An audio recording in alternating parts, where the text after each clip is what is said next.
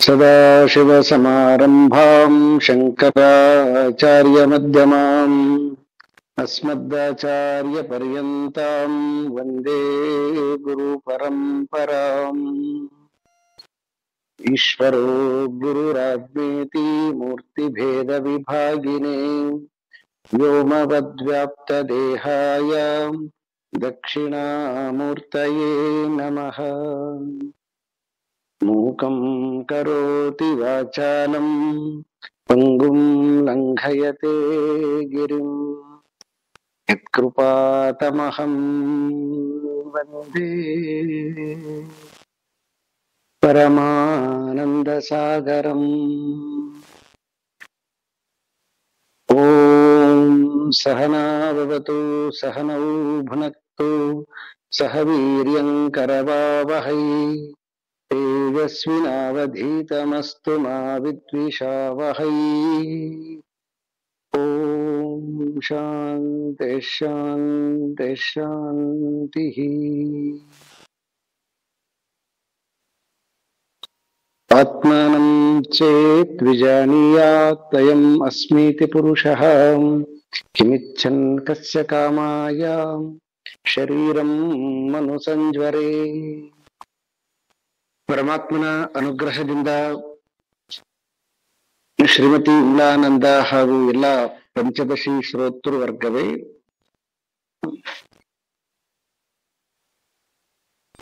ಕೇಳಿಸ್ತಾ ಇದೇನ್ರಿ ಸರಿಯಾಗಿ ಎಲ್ಲರಿಗೆ? ಕೇಳಿಸ್ತಾ ಇದೆ ಸರ್.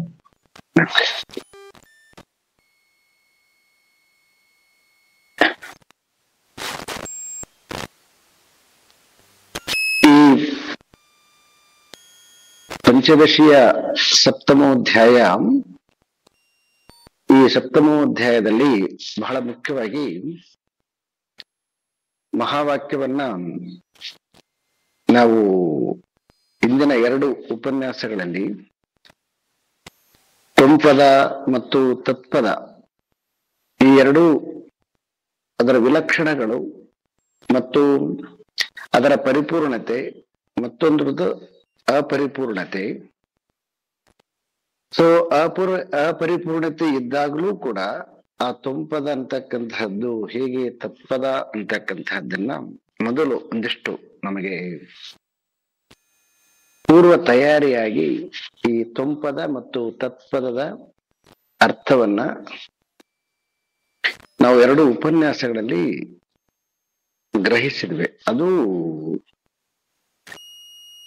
ಸೊ ಉಪನ್ಯಾಸಕರು ಮಾಡಬೇಕಾಗಿರ್ತಕ್ಕಂತಹ ಕೆಲಸ, ಅವರವರ ಅನುಭವಗಳಿಂದ ವಾಕ್ಯದ ವಿವರಣೆಯನ್ನ ಅನೇಕ ರೀತಿಯಾಗಿ ಸೊ ಯಾವ ರೀತಿಯಾಗಿ ಅವರು ಈ ವಾಕ್ಯದ ಅರ್ಥವನ್ನ ಅನುಭವ ಮಾಡಿಕೊಂಡಿರ್ತಾರೋ ಆ ರೀತಿಯಾಗಿ ಅದನ್ನ ತಿಳಿಸಿಕೊಡ್ತಕ್ಕಂತಹದ್ದು. ಅದರ ಮೂಲ ಅರ್ಥ ಒಂದೇ ಇದ್ರೂ ತಿಳಿಸಿಕೊಡ್ತಕ್ಕಂತಹ ವಿಧಾನದಲ್ಲಿ ಬೇರೆ ಬೇರೆ ರೀತಿಯಾಗಿರ್ತದೆ. ಈಗ ಇಲ್ಲಿ ನಾವು ಮುಂದಿನದು ಈ ಮುಂದಿನ ಶ್ಲೋಕಗಳ ವಿಚಾರಣೆಯಲ್ಲಿ ಆಚಾರ್ಯ ಶಂಕರರು ಒಂದು ಕ್ಲೂ ಅನ್ನ ಕೊಡ್ತಾರೆ, ಒಂದು ಸೂಚನೆ. ಏನ್ ಸೂಚನೆ ಅಂತಂದ್ರೆ, ತತ್ವದ ದೃಷ್ಟಿಯಿಂದ, ಅನುಭವ ದೃಷ್ಟಿಯಿಂದ ನಾವೀಗ ತತ್ಪದ ಮತ್ತು ತ್ವಂಪದವನ್ನ ಅರ್ಥ ಮಾಡಿಕೊಂಡಿದ್ದೀವಿ. ಆದ್ರೆ ಈ ತಾರ್ಕಿಕವಾಗಿ ವಾಕ್ಯದ ಅರ್ಥವನ್ನ ಗ್ರಹಿಸಿ ಮಾಡುವಂತಹ ವಿಚಾರದಲ್ಲಿ ಅದರ ಲಕ್ಷಾರ್ಥಗಳು ಒಂದಕ್ಕೊಂದು ವಿರುದ್ಧವಾಗಿದ್ದಾಗ ಸೊ ಹೇಗೆ ನಾವು ಆ ವಾಕ್ಯವನ್ನ ಅದನ್ನ ಗ್ರಹಿಸ್ಬೇಕು, ಮತ್ತೆ ಗ್ರಹಿಸುವಾಗ ಏನನ್ನ ಬಿಡಬೇಕು ಮತ್ತೆ ಏನನ್ನ ತಗೊಳ್ಬೇಕು ಅಂತಕ್ಕಂತಹ ಒಂದು ಸೂಕ್ಷ್ಮತೆಯನ್ನ ಮತ್ತೆ ಒಂದಿಷ್ಟು ವಾಕ್ಯದ ಅರ್ಥದ ಸೊಗಸನ್ನ ಈ ಶ್ಲೋಕಗಳಲ್ಲಿ ಅವರು ವಿವರಿಸ್ತಾ ಹೋಗ್ತಾರೆ.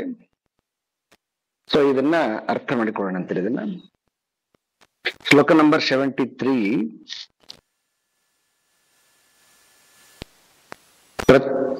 ಪ್ರತ್ಯಕ್ ಪರೋಕ್ಷತೈಕಸ್ಯ ಸದ್ವಿತೀಯತ್ವ ಪೂರ್ಣತಾಂ ವಿರುದ್ಧ್ಯೇತೆ ಯತಃ ತಸ್ಮಾತ್ ಲಕ್ಷಣ ಸಂಪ್ರವರ್ತತೆ.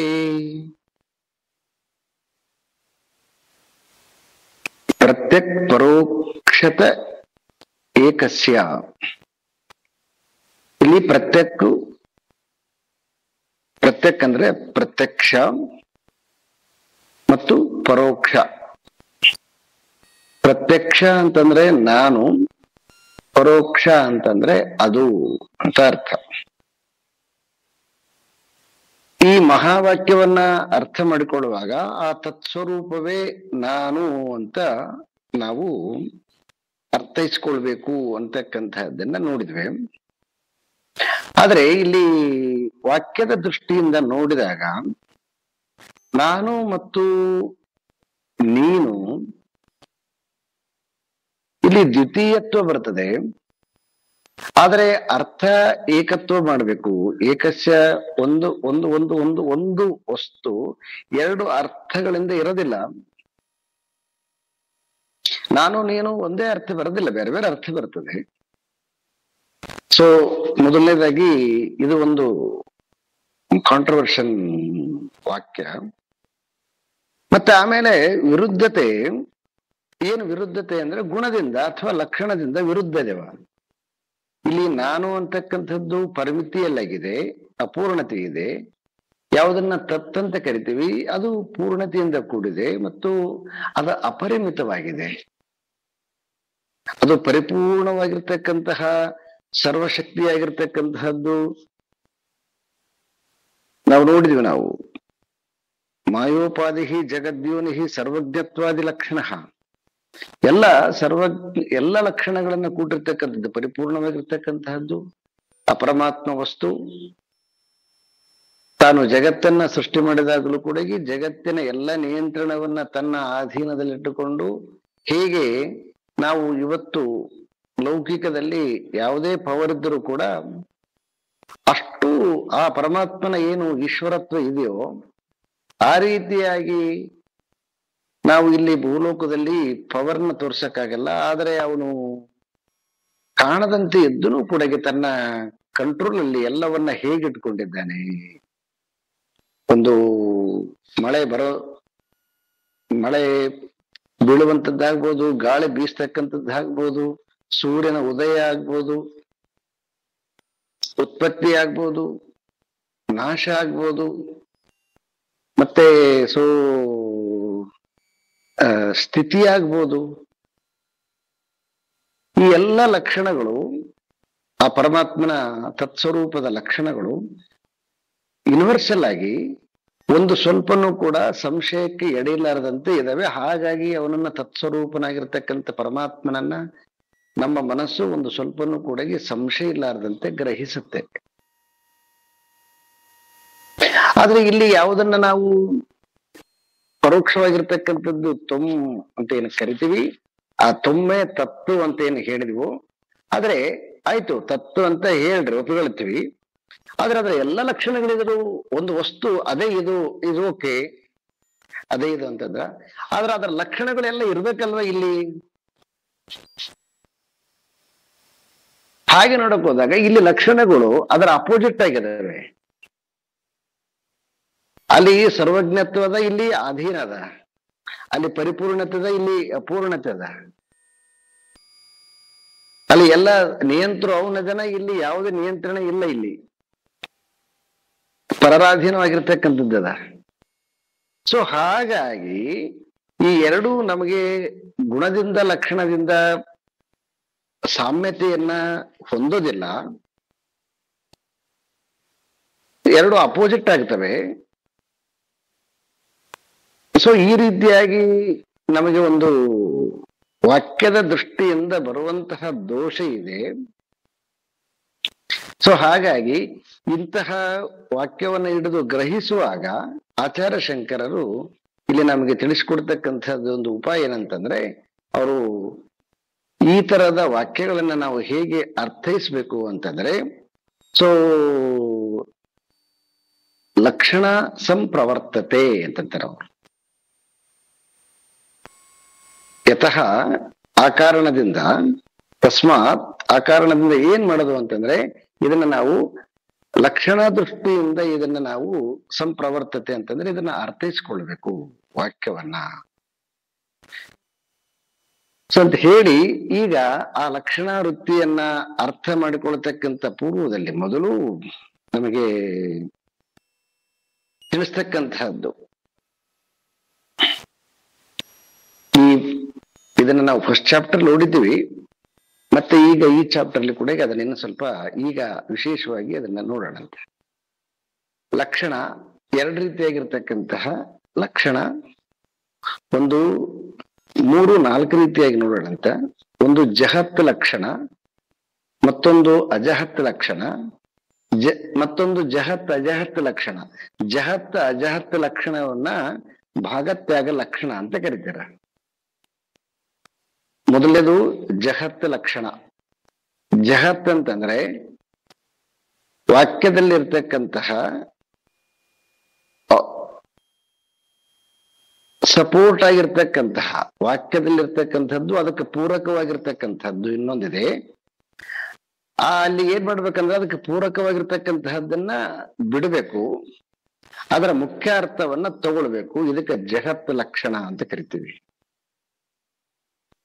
ಇನ್ನು ಅಜಹತ್ ಲಕ್ಷಣ ಅಂತಂದ್ರೆ ಏನನ್ನ ಹೇಳಕೊಟ್ಟಿದ್ದೆವೋ ಆ ವಾಕ್ಯದ ಅರ್ಥವನ್ನ ಗ್ರಹಿಸ್ಬೇಕು, ಆದ್ರೆ ವಾಕ್ಯದ ಅರ್ಥವನ್ನ ಗ್ರಹಿಸುವಾಗ ವಾಕ್ಯಕ್ಕೆ ಲಕ್ಷಣವಾಗಿರ್ತಕ್ಕಂಥದ್ದನ್ನ ಬಿಡಬೇಕು ಅಂತ.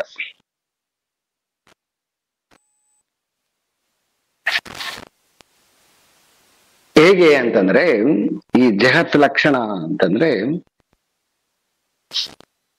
ಒಂದು ಎಕ್ಸಾಂಪಲ್ ಕೊಡ್ತಾರೆ ಅವ್ರು. ಏನು ಎಕ್ಸಾಂಪಲ್ ಅಂತಂದ್ರೆ, ಗಂಗೆಯ ದಡದಲ್ಲಿ ಗ್ರಾಮ ಇದೆ ಅಂತಕ್ಕಂಥದ್ದು ಸೊ ವಾಕ್ಯ ಇದೆ.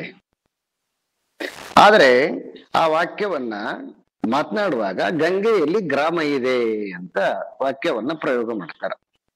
ಯಾವಾಗಲೂ ಕೂಡ ನಾವು ಹಾಗೇನೆ ಕೆಲವೊಂದು ಕಡೆ ಹೇಳುವಾಗ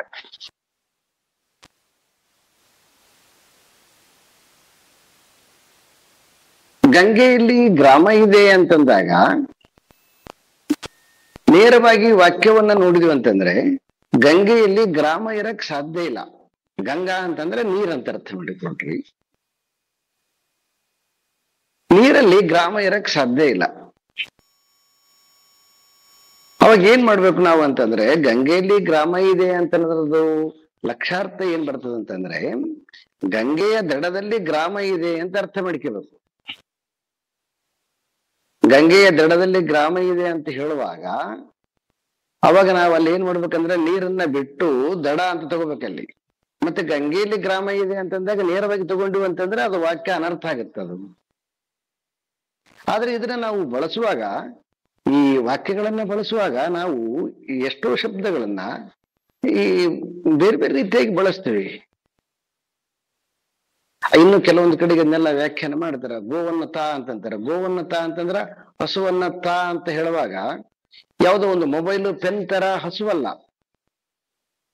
ಗೋವನ್ನ ತಾ ಅಂತಂದಾಗ ಗೋವನ್ನ ಕರೆದುಕೊಂಡು ಬಾ ಅಂತಾನೆ ಅರ್ಥ ಮಾಡ್ಬೇಕಾಗತ್ತೆ. ಯಾಕಂತಂದ್ರೆ ಗೋವ್ ಅಂತಕ್ಕಂಥದ್ದು ಒಂದು ಜಡವಾಗಿರ್ತಕ್ಕಂಥದ್ದಲ್ಲ.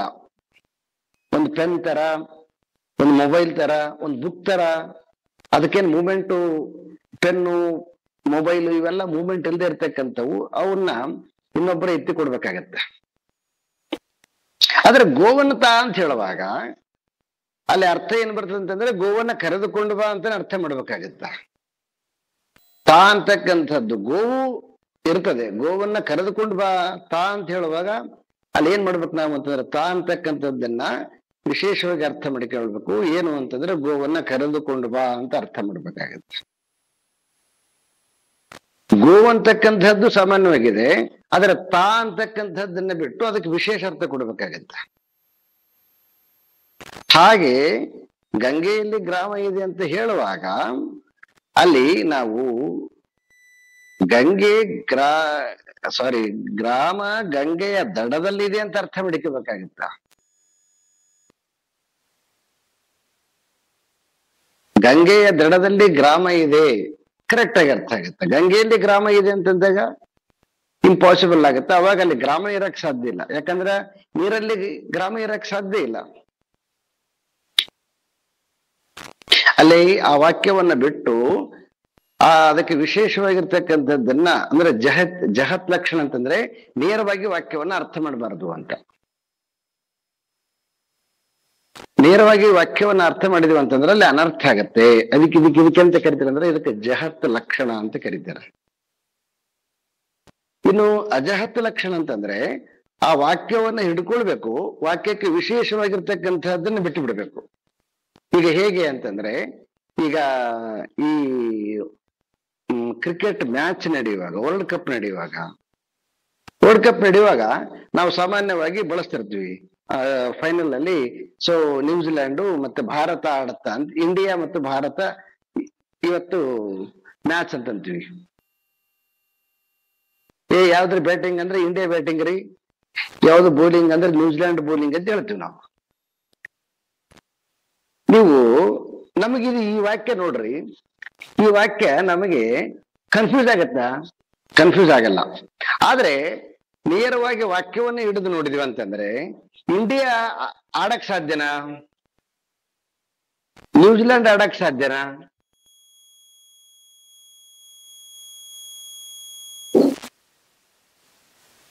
ಅಲ್ಲಿ ಏನ್ ತಗೊಳ್ಬೇಕಾಗತ್ತ ಅಂತಂದ್ರೆ, ಸೊ ಅಲ್ಲಿ ಆಟವನ್ನ ಬಿಡದಂತೆ ತಗೊಳ್ಬೇಕಾಗತ್ತ. ಯಾಕಂದ್ರೆ ಇಂಡಿಯಾ ಆಡ್ತಾ ಇದೆ ಅಂತಂದ್ರೆ ಇಂಡಿಯಾ ಆಡಕ್ ಸಾಧ್ಯ ಇಲ್ಲ. ಇಂಡಿಯಾದ ಪ್ಲೇಯರ್ಸ್ ಆಟ ಆಡ್ತಾ ಇದ್ದಾರೆ. ಅಲ್ಲಿ ಆಟವನ್ನ ಉಳಿಸ್ಕೊಳ್ಬೇಕು. ಅದ್ರಲ್ಲಿ ಏನ್ ಮಾಡ್ಬೇಕಂದ್ರೆ ಇಂಡಿಯಾ ಅಂತಕ್ಕಂಥದ್ದನ್ನ ಬಿಡ್ಬೇಕು, ಆಟವನ್ನ ಉಳಿಸ್ಕೊಳ್ಬೇಕು.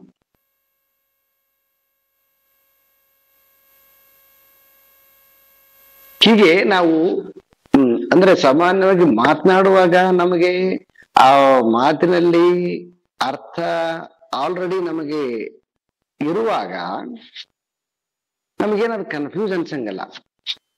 ಆದ್ರೆ ಈಗ ತಾನೇ ಕನ್ನಡವನ್ನ ಕಲಿಯಕ್ಕೆ ಬಂದಿರ್ತಕ್ಕಂಥವನಿಗೆ ಈಗ ನೀವು ವಾಕ್ಯ ಕೊಟ್ರಂತಂದ್ರೆ ಇಂಡಿಯಾ ಆಡ್ತಾ ಇದೆ, ನ್ಯೂಜಿಲ್ಯಾಂಡ್ ಆಡ್ತಾ ಇದೆ ಅಂತಂದ್ರೆ ಅವನಿಗೆ ಕನ್ಫ್ಯೂಸ್ ಆಗತ್ತೆ. ಅವನಿಗೆ ಅರೆ ಇಂಡಿಯಾ ಅಂತಕ್ಕಂಥದ್ದು ಒಂದು ಏನು, ಅದು ಒಂದು ವ್ಯಕ್ತಿ ಅಲ್ಲ. ಇಂಡಿಯಾ ಹೆಂಗ ಆಡ್ತದೆ?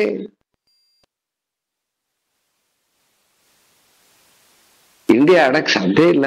ಅವಾಗ ಏನಂತ ಅವನು ವಾಕ್ಯನ ತಪ್ಪಂತಾನೆ. ವ್ಯಾಕರಣ ದೃಷ್ಟಿಯಿಂದ ವಾಕ್ಯ ತಪ್ಪಾಗತ್ತಲ್ಲಿ. ಆದ್ರೆ ಅರ್ಥದ ದೃಷ್ಟಿಯಿಂದ, ಅದರ ಮೂಲ ಆಶಯದ ದೃಷ್ಟಿಯಿಂದ ನೋಡಿದಾಗ ನಾವ್ ಏನ್ ಸೇರ್ಸ್ಕೊಳ್ಬೇಕಾಗತ್ತೆ ಅಂತಂದ್ರೆ, ಇಂಡಿಯಾ ಅಂತಂದ್ರೆ ಇಂಡಿಯಾ ಪ್ಲೇಯರ್ಸ್ ಆಟ ಆಡ್ತಿದ್ದಾರೆ ಅಂತ ಸೇರ್ಸ್ಬೇಕಾಗತ್ತೆ ಅದಕ್ಕ. ಹೀಗೆ ಹೆಂಗ ಗಂಗೆಯಲ್ಲಿ ಗ್ರಾಮ ಇದೆ ಅಂತ ಹೇಳುವಾಗ ಗಂಗೆಯ ದಡದಲ್ಲಿ ಗ್ರಾಮ ಇದೆ ಅಂತಕ್ಕಂಥದ್ದನ್ನಲ್ಲಿ ಸೇರಿಸ್ಬೇಕು.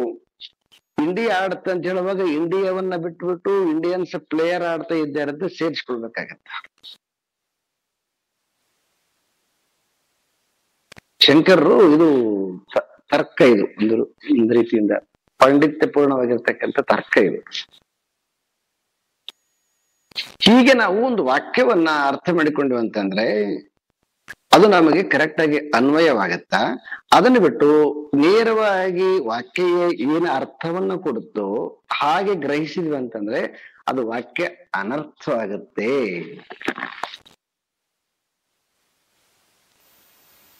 ಇದಕ್ಕೆ ಅವರು ಅವ್ರದೇ ಆಗಿರ್ತಕ್ಕಂತಹ ಒಂದು ಅರ್ಥವನ್ನ ಕೊಡ್ತಾರೆ. ಈಗ ಇಂಡಿಯಾ ಅಂತಕ್ಕಂಥದ್ದು ನಾವು ಇತ್ತೀಚಿನ ನಮ್ಮ ಅನುಭವದಲ್ಲಿ ಮಾತನಾಡ್ತಕ್ಕಂತಹ ಭಾಷೆಯನ್ನು ತಗೊಂಡು ಅಂದ್ರೆ ನೇರವಾಗಿ ನಮಗೆ ಅನ್ವಯವಾಗುತ್ತೆ ಅಂತಕ್ಕಂತಹ ದೃಷ್ಟಿಯಿಂದ ಹೇಳಿದೆ. ಈಗ ಅವರು ಇದಕ್ಕೆ ಮತ್ತೊಂದು 74 ಶ್ಲೋಕದಲ್ಲಿ 74th ಶ್ಲೋಕದಲ್ಲಿ ಹೇಗೆ ಇದನ್ನ ಭಾಗತ್ಯಾಗ ಲಕ್ಷಣವನ್ನ ನೋಡ್ಬೇಕು ಅಂತಕ್ಕಂಥದ್ದನ್ನ ತತ್ವಮಸ್ಯಾದಿ ವಾಕ್ಯೇಶು ಲಕ್ಷಣ ಭಾಗ ಲಕ್ಷಣ ಸೋ ಅಯಂ ಇತ್ಯಾದಿ ವಾಕ್ಯಸ್ಥಃ ತುಂಪದಯೋರೀವನಾಪರ.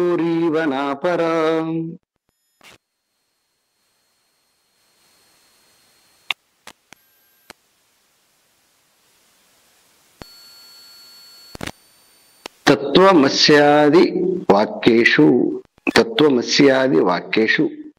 ಸೊ ಇಲ್ಲಿ ಬಹುವಚನ ಹಾಕಿದ್ದಾರೆ.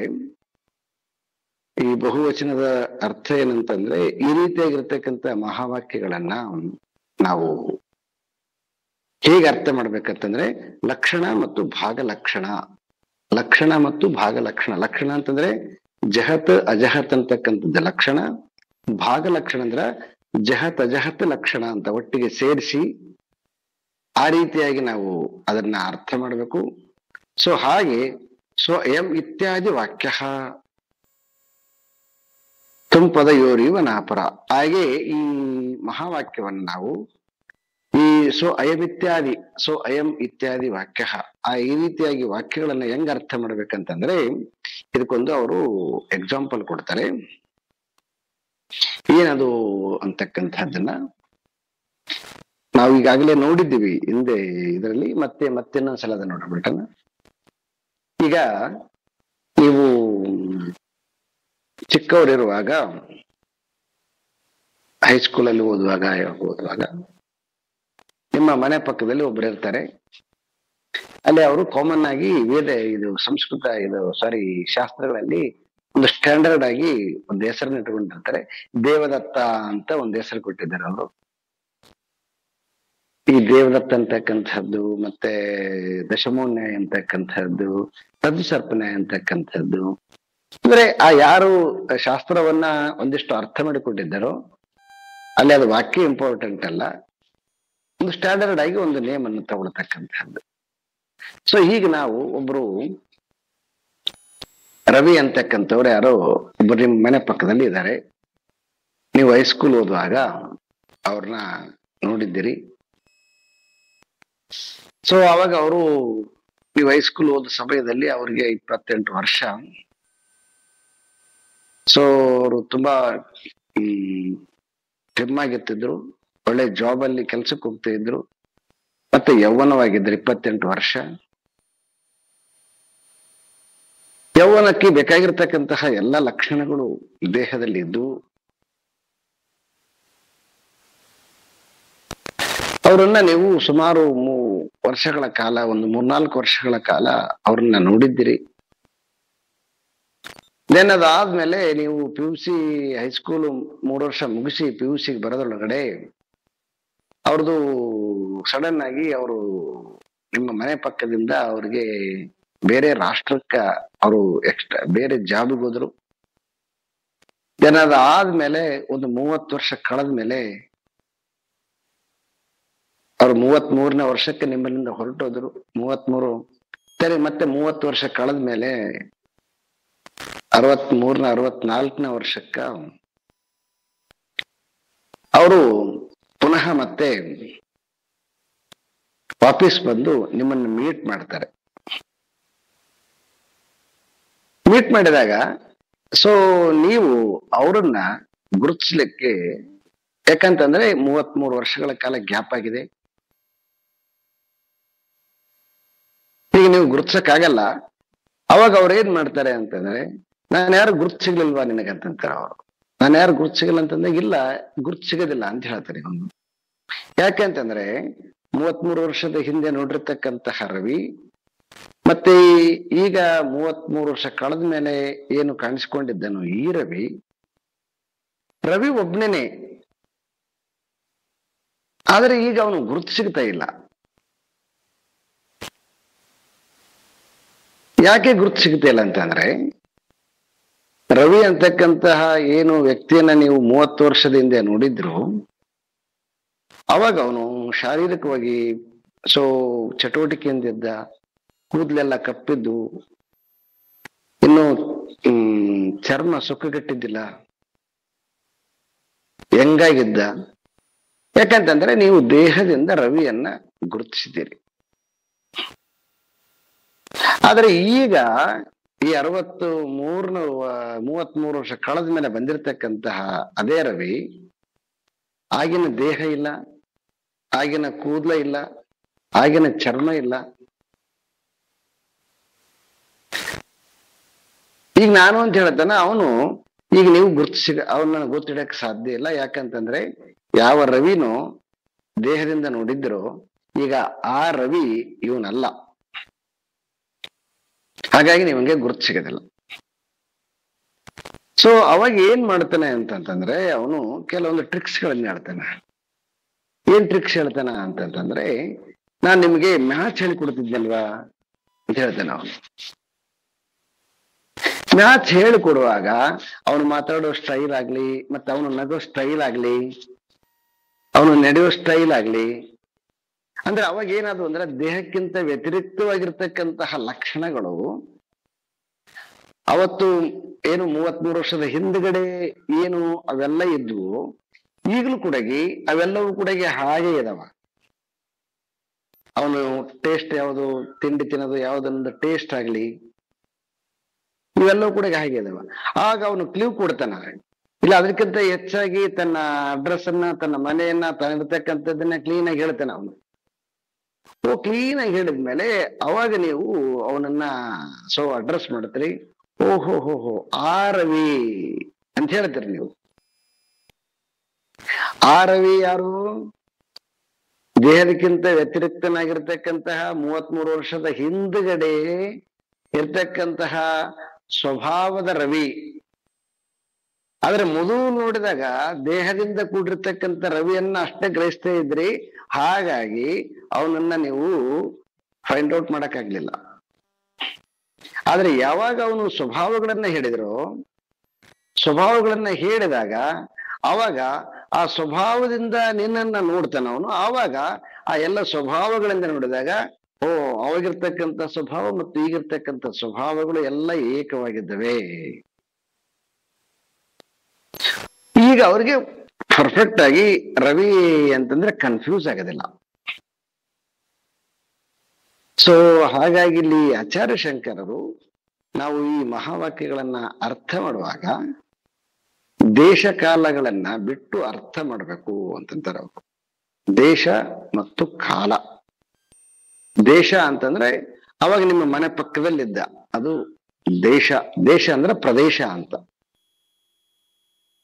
ಕಾಲ ಅಂತಂದ್ರೆ ಅವನು ಹೆಂಗಾಗಿದ್ದ ಅವಾಗ. ಕಾಲ ಅಂತಕ್ಕಂಥದ್ದನ್ನ ಇಯರ್ಸ್ ಇಂದ 30 ವರ್ಷದವನಿದ್ದ, ಹೆಂಗಾಗಿದ್ದ ಅವನು. ಮತ್ತೆ ಈಗ ಅವನು ಆ ದೇಶದಲ್ಲಿಲ್ಲ, ಯಾಕಂದ್ರೆ ಹೊರದೇಶದಲ್ಲಿದ್ದಾನೆ ಈಗ. ಅವಾಗ ದೇಶ ಬದಲಾವಣೆ ಆಯ್ತು, ಮತ್ತೆ ಕಾಲನು ಬದಲಾವಣೆ ಆಗದ. ಅವಾಗ ಅವನು 30 ವರ್ಷದದ್ದು, ಈಗ ಅವನು 63 ವರ್ಷ ಆಗ್ಯಾನ. ಕಾಲನು ಬದಲಾವಣೆ ಆಯ್ತು. ಮತ್ತೆ ಈಗ ಆದರೂ ಕೂಡ ಅವನನ್ನ ನೀವು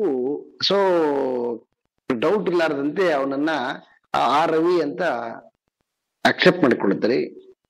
ಅವಾಗ ಅಲ್ಲಿ ಏನ್ ಬಿಟ್ರಿ ನೀವು ಅಂತಂದ್ರೆ, ದೇಶನು ಬಿಟ್ರಿ ಮತ್ತು ಕಾಲನು ಬಿಟ್ರಿ. ದೇಶ ಅಂತಕ್ಕಂಥದ್ದು ಅವಾಗಿನ ದೇಹವನ್ನು ಕೂಡ ಬಿಟ್ರಿ, ಮತ್ತೆ ಅವಾಗಿನ ವಯಸ್ಸನ್ನ ಬಿಟ್ರಿ. ಮತ್ತೆ ಈಗ ಈ ದೇಹವನ್ನ, ಈಗಿನ ವಯಸ್ಸನ್ನ, ಈಗಿನ ಲೆಕ್ಕದಲ್ಲಿ ಅರ್ಥ ಗ್ರಹಿಸಿಕೊಂಡು ಅವನ ಸ್ವಭಾವದಿಂದ ಅವನನ್ನ ಅಕ್ಸೆಪ್ಟ್ ಮಾಡಿಕೊಂಡ್ರಿ. ಅಲ್ಲೇನ್ ಬಿಡ್ಬೇಕಂದ್ರೆ ದೇಹ ಬಿಡ್ಬೇಕು. ದೇಹ ಅಂತಂದ್ರೆ ವಯಸ್ಸಿನ ದೇಹವನ್ನು ಬಿಡ್ಬೇಕು. ಇಲ್ಲ ನಿಮ್ಮ ಮನೆ ಪಕ್ಕದಲ್ಲಿ ಇದ್ನ ಅಂತಕ್ಕಂಥದ್ದು ಬಿಡ್ಬೇಕು. ಅಲ್ಲಿ ಬಿಡ್ಬೇಕು ಅದನ್ನೆಂತ ಕರೀತೀವಿ? ಜಗತ್ ಅಂತ ಕರೀತೀವಿ. ಆದ್ರೆ ಅವನ ಸ್ವಭಾವವನ್ನ ಹಾಗೆ ಹಿಡ್ಕೋಬೇಕು. ಅಜಗತ್ತು ಸ್ವಭಾವ ಅಂತಂದ್ರ ಆಗಿನ ಏಜ್ನಲ್ಲಿ ಇರ್ತಕ್ಕಂಥದ್ದು ಏನು, ಬಿಟ್ಬಿಡ್ಬೇಕು ಅದನ್ನ, ವಯಸ್ಸನ್ನ. ಅದ್ರ ಸ್ವಭಾವನ ಹಿಡ್ಕೋಬೇಕು. ಆದ್ರೆ ಆ ಸ್ವಭಾವ ಮತ್ತೆ ಇಲ್ಲಿ ಹೆಂಗ ಅರ್ಥ ಮಾಡ್ಕೋಬೇಕಂತಂದ್ರೆ, ಈ ದೇಹದಲ್ಲಿ ಈ ಸಮಯದಲ್ಲಿ ಅವನನ್ನ ಅದೇ ರೀತಿಯಾಗಿ ನೋಡ್ಬೇಕು. ಹೆಂಗ ನಾವು ಇಂಡಿಯಾ ಆಡುತ್ತೆ ಅಂತ ಹೇಳಿದಗಳಿಗೆ ಇಂಡಿಯನ್ಸ್ ಪ್ಲೇಯರ್ಸ್ ಹೆಂಗ್ ತಗೊಳ್ತೀವೋ, ಹಾಗೆ ಇಲ್ಲಿ ಕೂಡ ಈ ಕಾಲವನ್ನ ದೇಶವನ್ನ ಬಿಟ್ಟು ಅವನನ್ನ ಗ್ರಹಿಸ್ಬೇಕು. ಅವಾಗ ಏನ್ ಮಾಡ್ಬೇಕಂತಂದ್ರೆ, ಸೊ ಆಗಿನ ದೇಹ ಮತ್ತು ಆಗಿನ ಕಾಲವನ್ನ ಬಿಡ್ತಕ್ಕಂಥದ್ದು ಜಹತ್ತು, ಅವನ ಸ್ವಭಾವವನ್ನ ಹಾಗೆ ಹಿಡ್ಕೊಂಡು ಈ ದೇಹದಲ್ಲಿ ಅದನ್ನ ಅಕ್ಸೆಪ್ಟ್ ಮಾಡಿಕೊಳ್ತಕ್ಕಂಥದ್ದು. ಒಂದನ್ನ ಬಿಟ್ಟು ಅದರ ಮೂಲ ಅರ್ಥವನ್ನ ನಾವು ಯಾವಾಗ ಗ್ರಹಿಸ್ತೀವಿ ಅಂತಂದ್ರೆ, ಅವಾಗ ಅದು ಏನಾಗುತ್ತೆ ಅಂದ್ರೆ ಭಾಗತ್ಯಾಗ ಲಕ್ಷಣ ಆಗುತ್ತೆ. ತ್ಯಾಗ ಅಂತಂದ್ರೆ ಯಾವುದು ನಮಗೆ ಅನ್ವಯವಾಗದಿಲ್ವೋ ಅದನ್ನ ಬಿಡ್ತಕ್ಕಂಥದ್ದು. ಭಾಗ ಅಂತಂದ್ರೆ ನಮ್ಗೆ ಯಾವ್ದನ್ನ ಬೇಕೋ ಅದನ್ನ ಉಳಿಸ್ಕೊಳ್ತಕ್ಕಂಥದ್ದು. ಇದನ್ನ ನಾವು ಭಾಗತ್ಯಾಗ ಲಕ್ಷಣ ಅಂತ ಕರಿತೀವಿ ಅದನ್ನ. ಹಾಗೆಯೇ ಇಲ್ಲಿ ತೊಂಪದನಾಗಿರ್ತಕ್ಕಂತಹ ಪ್ರತ್ಯಗಾತ್ಮ ದೇಹದಿಂದ, ಇಂದ್ರಿಯಗಳಿಂದ, ಮನಸ್ಸಿನಿಂದ, ಬುದ್ಧಿಯಿಂದ ತಾನು ಅವನು ತನ್ನ ಸ್ವರೂಪದಿಂದ ಪರಿಪೂರ್ಣನಾಗಿದ್ರೂ ಕೂಡ, ಆದರೆ ಈ ಉಪಾಧಿಗಳ ಸಂಘದಿಂದ ಅವನು ಅಪರಿಪೂರ್ಣನಾಗಿ ಇದ್ದಾನೆ. ಅಲ್ಲಿ ತತ್ಸ್ವರೂಪನಾಗಿರ್ತಕ್ಕಂಥ ಪರಮಾತ್ಮ ಅವನು ಸೊ ಈ ಎಲ್ಲ ಲಕ್ಷಣಗಳಿಂದ ಪರಿಪೂರ್ಣವಾಗಿದ್ದಾನೆ ಅಲ್ಲಿ. ಯಾಕಂತಂದ್ರೆ ಅಲ್ಲಿ ಈ ಉಪಾಧಿಯ ಒಂದು ಚೌಕಟ್ಟಿಲ್ಲ ಅವನಿಗೆ. ಉಪಾಧಿಯನ್ನ ಮೀರಿದವನಾಗಿದ್ದಾನೆ ಅಲ್ಲಿ ಅವನು, ಗುಣಗಳನ್ನ ಮೀರಿದವನಾಗಿದ್ದಾನೆ. ಇಲ್ಲಿ ಇವನು ಬದ್ಧನಾಗಿದ್ದಾನೆ, ಅಲ್ಲಿ ಅವನು ಮುಕ್ತನಾಗಿದ್ದಾನೆ. ಮುಕ್ತನಾಗಿರ್ತಕ್ಕಂಥವನು, ಬದ್ಧನಾಗಿರ್ತಕ್ಕಂಥವನು ಇಬ್ರು ಯಾವುದರಿಂದ ಒಂದೇ ಅಂತಂದ್ರೆ ಸ್ವಭಾವತಃ ಒಂದೇ. ಅಲ್ಲಿ ಎರಡಿಲ್ಲ. ಹೇಗೆ ಸ್ವಭಾವತಃ ಒಂದೇ ಅಂತಂದ್ರೆ, ಹೇಗೆ ಪರಮಾತ್ಮ ತತ್ವ ಅಂತಕ್ಕಂತಹದ್ದು ಎಲ್ಲವನ್ನ ಓತಪ್ರೋತವಾಗಿ ವ್ಯಾಪಿಸಿರ್ತಕ್ಕಂತಹದ್ದು, ಪ್ರತಿ ಅಣುವಿನಲ್ಲಿ ಕೂಡ ಅದು ತನ್ನ ಸ್ವರೂಪದಿಂದ ಪರಿಪೂರ್ಣವಾಗಿದೆ. ಈಗ ಇದಕ್ಕೊಂದು ಎಕ್ಸಾಂಪಲ್ ಕೊಡ್ತಾರೆ, ಬ್ಯೂಟಿಫುಲ್ ಆಗಿರ್ತಕ್ಕಂಥದ್ದು. ಈಗ ಒಂದು ದೀಪ, ನೀವು ದೂರದಿಂದ ಒಂದು ದೀಪದ ಕಿರಣವನ್ನ ನಿಮ್ ಕಡೆ ಬರ್ತಿರ್ತದೆ, ದೀಪದ ಕಿರಣವನ್ನ ನೋಡಿ ನೀವು. ಆದ್ರೆ ಆ ದೀಪದ ಕಿರಣ ಗಾತ್ರದಿಂದ ಮತ್ತು ತನ್ನ ಶಕ್ತಿಯಿಂದ ದೀಪದಷ್ಟು ಗಾತ್ರದಿಂದನೂ ದೊಡ್ಡದಲ್ಲ ಮತ್ತು ಗುಣದಿಂದನೂ ದೊಡ್ಡದಲ್ಲ. ಗುಣ ಅಂತಂದ್ರೆ ಅದು ಶಾಖ ಅಥವಾ ಬೆಳಕು, ಎರಡು ಗುಣಗಳು, ಲಕ್ಷಣಗಳು. ಅದಕ್ಕೆ ಗುಣಗಳು ಅದು ಬೆಳಕು ಮತ್ತಿನ್ನೊಂದು ಬಿಸಿಯಾಗಿರ್ತಕ್ಕಂಥದ್ದು. ಆದ್ರೆ ಇಲ್ಲಿ ಕಿರಣ ಇದೆಯಲ್ಲ, ಕಿರಣ ಆ ಗುಣದಿಂದ ಅದು ಆ ದೀಪದಷ್ಟು ಪ್ರಭಾವ ಇಲ್ಲ, ಅಷ್ಟು ಬೆಳಕನೂ ಇಲ್ಲ, ಮತ್ತೆ ಅಷ್ಟು ಬಿಸಿನೂ ಇಲ್ಲ. ಅದು ನಮ್ಮ ಕಣ್ಣನ್ನ ಸೋಂಕಿಸುತ್ತೆ, ಅಂದ್ರೆ ನಮ್ಮ ಕಣ್ಣನ್ನು ಸ್ಪರ್ಶ ಮಾಡುತ್ತೆ, ನಮ್ಮ ಕಣ್ಣು ಅದನ್ನ ಸಹಜವಾಗಿ ಗ್ರಹಿಸುತ್ತೆ. ಆದರೆ ಅದು ತನ್ನ ಗುಣದಿಂದ ಅಪೂರ್ಣವಾಗಿದ್ದರೂ ಕೂಡ ತನ್ನ ಸ್ವರೂಪದಿಂದ ಪರಿಪೂರ್ಣವಾಗಿದೆ. ಹೇಗೆ ಅಂತಂದ್ರೆ, ಆ ಕಿರಣವನ್ನ ನೀವು, ಆ ಬೆಳಕಿನ ಕಿರಣವನ್ನ ನೀವು ಅದನ್ನ ವಿಚಾರ ಮಾಡಿದ್ರೆ ಅಂತಂದ್ರೆ, ಅದನ್ನ ಈ ಪ್ರತಿಯೊಂದು ಕಿರಣ ಕೂಡ ಅದು ದೀಪದ ರೂಪವನ್ನೇ ಹೊಂದಿರ್ತದೆ. ಆ ಕಿರಣವನ್ನ ದೊಡ್ಡದು ಮಾಡಿ ನೋಡಿದಾಗ, ಈಗೆಲ್ಲ ಟೂಲ್ಸ್ ಬಂದವಲ್ಲ, ಆ ಟೂಲ್ಸ್ ಮುಖಾಂತರವಾಗಿ ಅದನ್ನ ನೋಡಿದ್ವಿ ಅಂತಂದ್ರೆ, ಆ ಪ್ರತಿಯೊಂದು ಕಿರಣ ಕೂಡ ಅದರ ತನ್ನ ಗುಣ, ಅದು ತನ್ನ ರೂಪದಿಂದ ದೀಪವನ್ನ ಸಂಪೂರ್ಣವಾಗಿ ಹಚ್ಚುತ್ತಿದಂತಿದೆ. ಅದು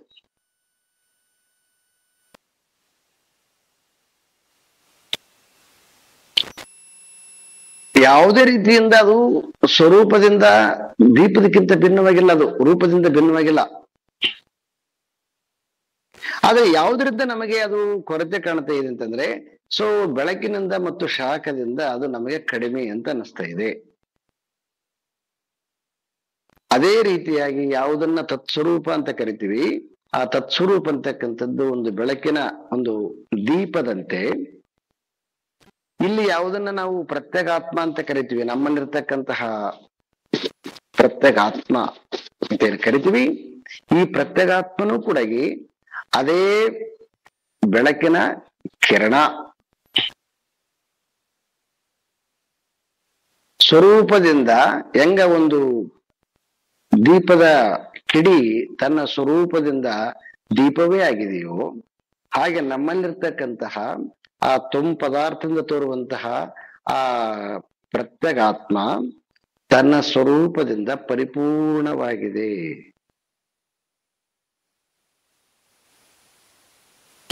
ಆದರೆ ಈ ಏನು ಸರ್ವಜ್ಞತ್ವ ಪರಿಪೂರ್ಣತ್ವ ಅಂತ ಏನ್ ಕರಿತೀವಿ, ಅಲ್ಲಿ ಹಂಗ ನಾವು ದೀಪದ ಬೆಳಕು ಮತ್ತು ಬಿಸಿ ಅಲ್ಲಿ ನಮಗೆ ಸ್ಪಷ್ಟವಾಗಿ ಗೋಚರ ಆಗುತ್ತಾ ಇದೆ, ಇಲ್ಲಿ ನಮಗೆ ಅದು ಗೋಚರ ಆಗುತ್ತಾ ಇಲ್ಲ. ಯಾಕೆ ಇಲ್ಲಿ ಗೋಚರ ಆಗ್ತಿಲ್ಲ ಅಂತಂದ್ರೆ, ಇದು ಉಪಾಧಿಯ ದಶೆಯಿಂದ, ಇದು ಇಲ್ಲಿ ನಮಗೆ ಉಪಾಧಿಯ ದಶೆ ಅಂತಂದ್ರ ಅಜ್ಞಾನದ ವಶದಿಂದ ನಾವು ನಮ್ಮಲ್ಲಿರ್ತಕ್ಕಂತಹ ಪ್ರತ್ಯೇಗಾತ್ಮನನ್ನ ನಾವು ದೇಹವನ್ನ, ಇಂದ್ರಿಯವನ್ನ, ಮನಸ್ಸನ್ನ, ಬುದ್ಧಿಯನ್ನ ಆರೋಪ ಮಾಡಿ ಬುದ್ಧಿಯಿಂದ ಆತ್ಮನನ್ನ ನೋಡ್ತೀವಿ, ಮನಸ್ಸಿನಿಂದ ಆತ್ಮನನ್ನ ನೋಡ್ತೀವಿ, ಇಂದ್ರಿಯದಿಂದ ಆತ್ಮನನ್ನ ನೋಡ್ತೀವಿ, ದೇಹದಿಂದ ಆತ್ಮನನ್ನ ನೋಡ್ತೀವಿ. ಇದು ತಪ್ಪಾಗಿ ನೋಡುವಂತಹ ದೃಷ್ಟಿಕೋನ. ಅಲ್ಲಿ ಹೊರಗಡೆ ನೋಡಿ, ಇಂಡಿಯಾ ಆಟ ಆಡುತ್ತೆ ಅಂತಂದ್ರೆ ನಾವ್ ಹಂಗ ಇಂಡಿಯಾ ಆಟ ಆಡುತ್ತೆ ಅಂತ ನಮಗೆ ಸ್ವಲ್ಪನೂ ಕೂಡ ಕನ್ಫ್ಯೂಸ್ ಇಲ್ಲಾರದಂತೆ ಪ್ಲೇಯರ್ಸ್ ಆಟ ಆಡ್ತಾರೆ ಅಂತ ಹೆಂಗ್ ಹೇಳ್ತೀವೋ, ಇಲ್ಲ ಹಂಗ ಅನ್ಕೊಳ್ಳೋದಿಲ್ಲ ನಾವು. ಇಲ್ಲಿ ನಾವೇನ್ ಮಾಡ್ತಾ ಇದ್ದೀವಿ ಅಂತಂದ್ರೆ, ಸೊ ದೇಹ ನಡೀತಾ ಇದೆ, ಇಂದ್ರಿಯ ಗ್ರಹಿಸ್ತಾ ಇದೆ, ಮನಸ್ಸು ಚಿಂತನೆ ಮಾಡ್ತಾ ಇದೆ, ಬುದ್ಧಿ ಸೊ ನಿಶ್ಚಯ ಮಾಡ್ತಾ ಇದೆ. ಇವು ಯಾವ ಕೂಡ ಬುದ್ಧಿ ನಿಶ್ಚಯ ಮಾಡೋದಾಗ್ಲಿ, ಮನಸ್ಸು ಚಿಂತನೆ ಮಾಡೋದಾಗ್ಲಿ, ಇಂದ್ರಿಯ ಗ್ರಹಿಸೋದಾಗ್ಲಿ, ಇವೆಲ್ಲವೂ ಕೂಡ ಅಜ್ಞಾನದಿಂದ, ಇವೆಲ್ಲವೂ ಕೂಡ ಜಡ ಸ್ವರೂಪಗಳೇ. ಆತ್ಮನೇ ಬುದ್ಧಿಯ ಮೂಲಕ ನಿಶ್ಚಯ ಮಾಡ್ತಾ ಇದ್ದಾನೆ, ಆತ್ಮನೇ ಮನಸ್ಸಿನ ಮೂಲಕ ಚಿಂತನೆ ಮಾಡ್ತಾ ಇದ್ದಾನೆ, ಆತ್ಮನೇ ಇಂದ್ರಿಯ ಮೂಲಕ ಗ್ರಹಿಸ್ತಾ ಇದ್ದಾನೆ, ಆತ್ಮನೇ ದೇಹದ ಮೂಲಕ ಚಲನಶೀಲವಾಗಿದ್ದಾನೆ.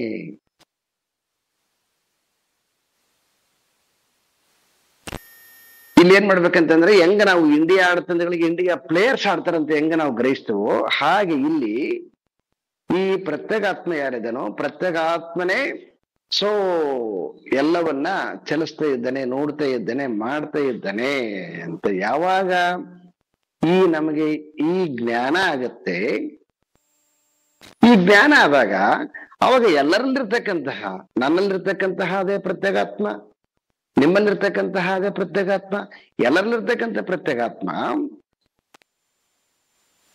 ಈ ಇನ್ಸ್ಟ್ರೂಮೆಂಟ್ ಮೂಲಕ ಅವನು ಸೊ ಕೇಳುವವನಾಗಿದ್ದಾನೆ, ನೋಡುವವನಾಗಿದ್ದಾನೆ, ನಡೆಯುವವನಾಗಿದ್ದಾನೆ, ವಿಚಾರ ಮಾಡುವವನಾಗಿದ್ದಾನೆ. It is okay. ಏನೋ ಒಂದ್ ಸ್ವಲ್ಪ ಸಬ್ಜೆಕ್ಟಿಗೆ ಹತ್ತಿರ ಬಂದಿವೆ, ಆದ್ರೂ ಕೂಡ ನಾವು ಎಲ್ಲರ ಬುದ್ಧಿ ಸೇರಿಸ್ತಿದ್ರು ಕೂಡ ಪರಮಾತ್ಮನ ಬುದ್ಧಿ ಆಗ್ಲಿಕ್ಕೆ ಸಾಧ್ಯ ಇಲ್ಲಲ್ವಾ, ಮತ್ತೆ ಕನ್ಫ್ಯೂಸ್ ಬರ್ಬೋದೇನು.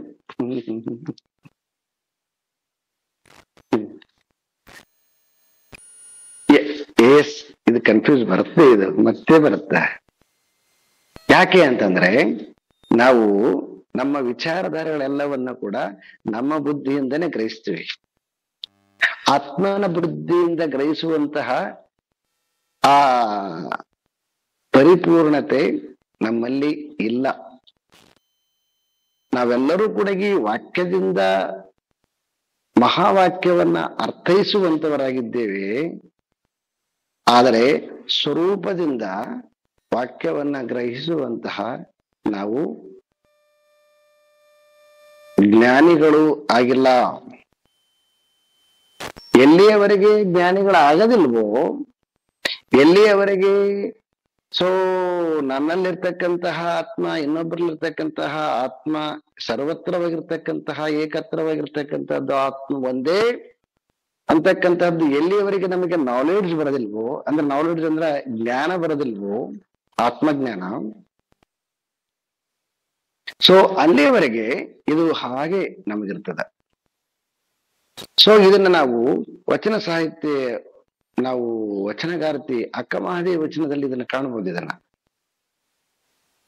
ಗಡ್ಡ ಮೀಸೆ ಬಂದರೆ ಗಂಡೆಂಬರು ಮಲೆ ಮೂಗು ತೋರಿದೊಡೆ ಹೆಣ್ಣೆಂಬರು, ಆದರೆ ಒಳಗೆ ಸುಳಿಯುವ ಆತ್ಮ ಅದು ಹೆಣ್ಣು ಅಲ್ಲ ಗಂಡು ಅಲ್ಲ ಅಂತ. ಹೆಂಗ ಇಂಡಿಯಾ ಆಡ್ತಾ ಅಂತ ಹೇಳಿದಾಗ ಇಂಡಿಯಾದಲ್ಲಿ ಇಂಡಿಯನ್ ಪ್ಲೇಯರ್ಸ್ ಆಡ್ತಾರೆ ಅಂತಕ್ಕಂಥದ್ದು ಹೆಂಗ ನಮಗೆ ನಾಲೆಡ್ಜ್ ಬರ್ತದೋ, ಸಡನ್ ಆಗಿ ನಮ್ಗೆ ಅರ್ಥ ಬರ್ತದೋ, ಆ ರೀತಿಯಾಗಿ ಯಾರು ಆ ತತ್ವಜ್ಞಾನವನ್ನ ತಿಳಿದಿದ್ದಾರೆ, ಅವರಿಗೆ ಆತ್ಮಜ್ಞಾನ ಆಗಿದೆ, ಅವಾಗ ಅವ್ರಿಗೆ ಈ ದೇಹವನ್ನ ಗೌಣ ಮಾಡಿ ದೇಹದಲ್ಲಿ ಯಾವುದೂ ಜಂಗಮ ಸ್ವರೂಪಿಯಾಗಿರ್ತಕ್ಕಂತಹ ಪರಮಾತ್ಮ ತತ್ವವನ್ನ ಅವರಿಗೆ ನೋಡ್ಲಿಕ್ಕೆ ಬರುತ್ತೆ. ಅವಾಗ ಜಂಗಮ ಅಂತಕ್ಕಂಥದ್ದು ಎಲ್ಲವನ್ನು ವ್ಯಾಪಿಸಿಕೊಂಡಿರ್ತಕ್ಕಂಥದ್ದು. ಜನನ ಗಮನ ಮರಣಕ್ಕೆ ಮೂರಕ್ಕೆ ಅತೀತವಾಗಿರ್ತಕ್ಕಂಥದ್ದು ಯಾವುದು ವಸ್ತು ಇದೆಯೋ, ಯಾವುದು ಸೃಷ್ಟಿ ಸ್ಥಿತಿ ಲಯಕ್ಕೆ ಕಾರಣವಾಗಿರ್ತಕ್ಕಂತಹ ಪರಮಾತ್ಮ ತತ್ವ ಇದೆಯೋ, ಆ ತತ್ವವನ್ನ ಅವರು ಈ ಶರೀರದಲ್ಲಿ ತಮ್ಮನ್ನ ತಾವು ತಮ್ಮ ನಿಜವಾದ ಸ್ವರೂಪವನ್ನ, ತಮ್ಮ ಜಂಗಮ ಸ್ಥಿತಿಯನ್ನ, ಆತ್ಮಸ್ಥಿತಿಯನ್ನ ಈ ತಾವು ಗ್ರಹಿಸ್ತರು.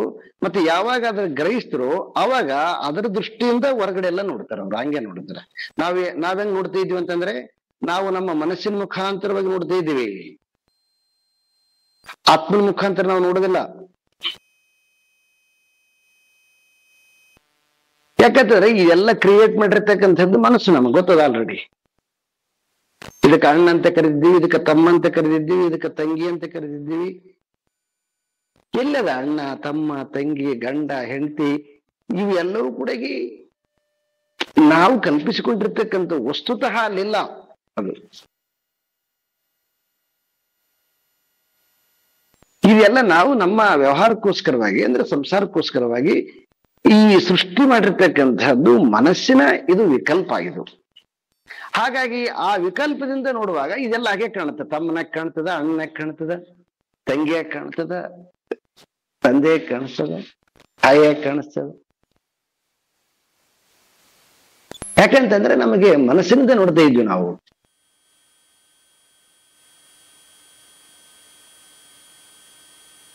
ಆತ್ಮದಿಂದ ನೋಡಕ್ ಬರ್ತಾ ಇಲ್ಲ ನಮ್ಗೆ. ಯಾವಾಗ ನಾವು ಆತ್ಮದಿಂದ ನೋಡ್ತೀವಿ ಅವಾಗ ಇಲ್ಲೇನಾಗತ್ತೆ ಅಂದ್ರೆ ದೇಹ ಗೌಣ ಆಗತ್ತೆ. ಈಗ ನೋಡಿ, ಒಂದ್ ಸ್ವಲ್ಪ ಟೇಸ್ಟ್ ನೋಡಿದಗಳಿಗೆ ಇದು ಹಸುವಿನ ಹಾಲು ಅಂತ ಹೇಳ್ತೀವಿ ನಾವು. ಅಲ್ಲಿ ಹಾಲಿನಲ್ಲಿ ಆ ಹಸು ಬಂದು ನಿಂತ್ಕೊಂಡಿರ್ತದ,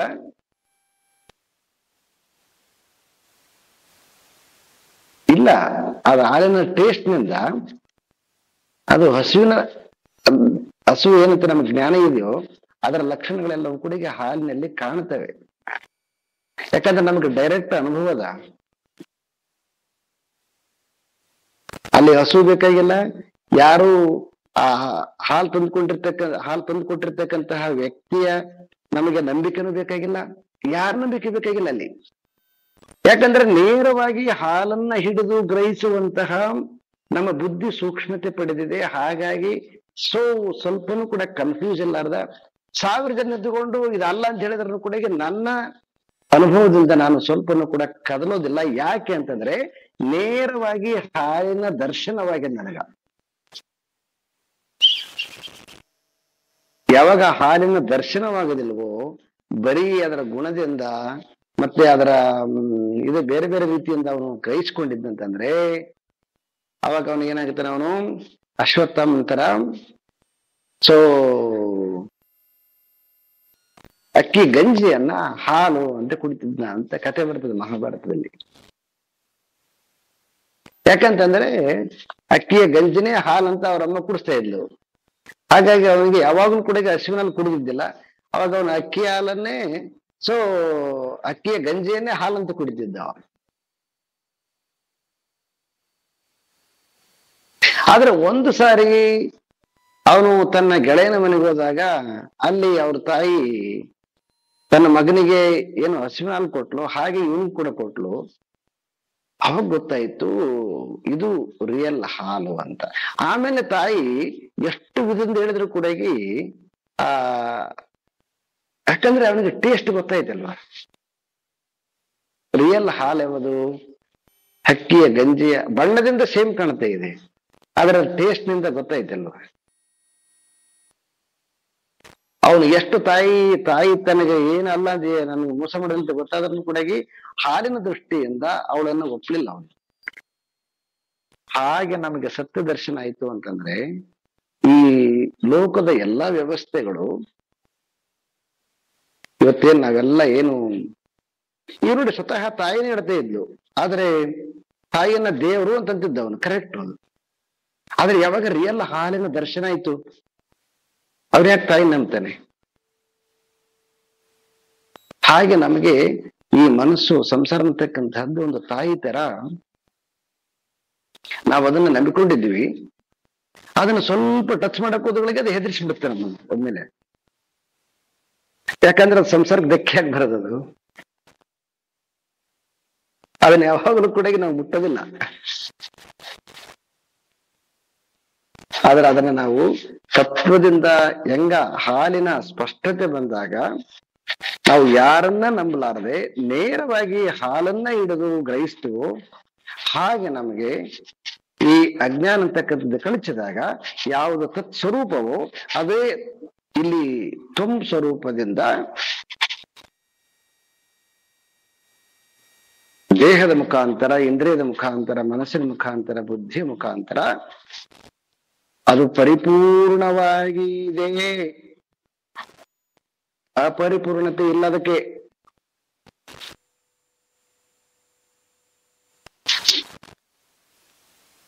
ಹೀಗೆ ಆಚಾರ್ಯ ಶಂಕರರು ಈ ಭಾಗತ್ಯಾಗ ಲಕ್ಷಣದಿಂದ ತತ್ಸ್ವರೂಪ ಮತ್ತು ತತ್ಸ್ವರೂಪದ ಪ್ರತೀಕವಾಗಿರ್ತಕ್ಕಂತಹ ತ್ವಂ ಸ್ವರೂಪ ಅದು ಮೂಲ ಸ್ವಭಾವದಿಂದ ಬೇರೆ ಬೇರೆ ಅಲ್ಲ, ಉಪಾಧಿಯ ದೃಷ್ಟಿಯಿಂದ ಮಹಾಕಾಶ ಮತ್ತು ಘಟಾಕಾಶ, ಈ ಘಟಾಕಾಶದ ಭೇದದಿಂದ ಆಕಾಶ ಸೊ ಘಟದಲ್ಲಿ ವ್ಯಾಪ್ತಿಯನ್ನ ಪಡೆದಿರ್ತಕ್ಕಂಥದ್ದು ಕಾಣಿಸ್ತದೆ. ಆದರೆ ಅದು ವ್ಯಾಪ್ತಿ ಪಡೆದಿರುವ ಹಾಗೆ ಕಂಡ್ರೂ ಕೂಡ ಅದು ಸ್ವಭಾವದಿಂದ ಅವ್ಯಾಪ್ತಿಯಾಗಿದೆ, ವ್ಯಾಪ್ತಿಗೆ ಅತೀತವಾಗಿದೆ. ನಾವು ಇದನ್ನ ಹೀಗೆ ವಾಕ್ಯವನ್ನ ಅದರ ಸ್ವಭಾವದಿಂದ ಮೂಲ ಸ್ವರೂಪದಿಂದ ಗ್ರಹಿಸ್ಬೇಕು. ಅವಾಗ ನಮಗೆ ಈ ವಾಕ್ಯವನ್ನ ಮೀರಿ ವಾಕ್ಯಕ್ಕೆ ಕಾರಣವಾಗಿರ್ತಕ್ಕಂತಹ ಅದರ ಸ್ವರೂಪದಿಂದ ನಮಗೆ ಅದರ ದರ್ಶನ ಆಗುತ್ತೆ. ಓಂ ಪೂರ್ಣಮದಃ ಪೂರ್ಣಮಿದಂ ಪೂರ್ಣಾತ್ ಪೂರ್ಣಮುದಚ್ಯತೆ ಪೂರ್ಣಸ್ಯ ಪೂರ್ಣಮಾದಾಯ ಪೂರ್ಣಮೇವಾವಶಿಷ್ಯತೆ. ಓಂ ಶಾಂತಿ ಶಾಂತಿ ಶಾಂತಿ. ಹರಿ ಓಂ. ಶ್ರೀ ಗುರುಭ್ಯೋ ನಮಃ. ಹರಿ ಓಂ.